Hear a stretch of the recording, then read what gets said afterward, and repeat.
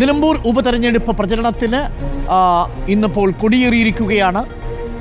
പ്രചരണ തിരക്കാണ് ഇന്ന് നമ്മളുടെ ക്യാമറകൾ ഒപ്പിയെടുത്തത്. UDF സ്ഥാനാർത്ഥി ആര്യാടൻ ഷൗക്കത്ത് നാമനിർദ്ദേശ പത്രിക സമർപ്പിച്ചു.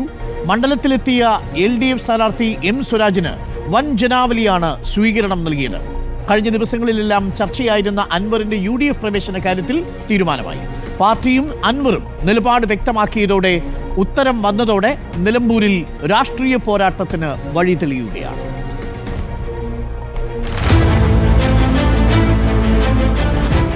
അൻവറിന്റെ UDF പ്രവേശനം അടഞ്ഞ അധ്യായം. ഇനി ചർച്ചകൾ വേണ്ടെന്ന കോൺഗ്രസ് നേതൃത്വം. സതീശൻ ചെയർമാനായുള്ള UDFിലേക്കില്ലെന്ന അൻവറും.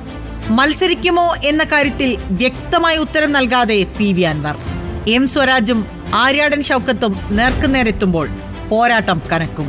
തീപ്പാറും പോരാട്ടത്തിൽ അൻവറിന്റെ സാന്നിധ്യം ചർച്ചയാകുമോ? മണ്ഡലത്തിലെ ജയപരാജയങ്ങൾ നിശ്ചയിക്കാനുള്ള സ്വാധീനം അൻവറിനുണ്ടോ? സ്വന്തം സ്ഥാനാർത്ഥിയുമായി മുന്നോട്ട് പോവാനുള്ള സാധ്യതയും തള്ളിക്കളയാനാവില്ല. സ്ഥാനാർത്ഥി ഇല്ലെങ്കിൽ അൻവറിന്റെ പിന്തുണ ആർക്കെന്ന ചോദ്യം ബാക്കി. പിണറായിസത്തിൽ പിണങ്ങിപ്പോന്ന അൻവർ സ്വരാജിനെ പിന്തുണയ്ക്കാൻ സാധ്യതയില്ല.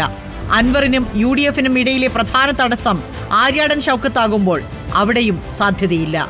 നിലമ്പൂർ അംഗത്തിൽ അൻവറിന്റെ സ്ഥാനം എന്താകും? മുന്നണികൾ കൈവിട്ട അൻവർ ഒറ്റയ്ക്കൊരു പോരാട്ടത്തിനിറങ്ങുമോ? നിലമ്പൂരിലെ പോരാട്ടം പ്രവചനാതീതമോ?